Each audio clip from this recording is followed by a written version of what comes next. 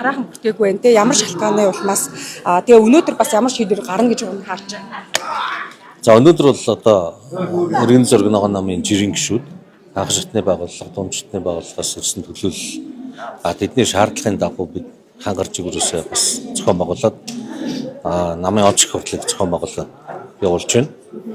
За тэгээд энэ онц хурлын хамгийн гол зорилго бол бид нар улс төрийн намын тухай хуульд нийцүүлсэн намын дүрмээ батлах, түүнийг дээд шүүхэд хүргүүлэх юм асуудал байгаа. За дагалдаад бас намын удирдлагын тухай асуудлууд гарч ирж байна. За ер нь бол 2026 оны 1 сарын 1-нд одоо улс төрийн бүх намууд улс төрийн намын тухай хууль тийм ээ нийцсэн дүрмээ улсын дээд шүүхэд бүртгүүлсэн байх ёстой. За тэгэхээр манай нам бол 4 удаа өгөөд тийм ээ. За үндсэндээ нэг 2 гол шалтгаанууд нэг 2 зүйл байх шиг байна. 4 удаа буцаалагчлаа. Тэ дээд шүүхт одоо бүртгэхээс татгалцчихлаа. За энэ нэгдүгürt бол нэг хүний хэд их эрх мэдэлд үлрэх гээд байна.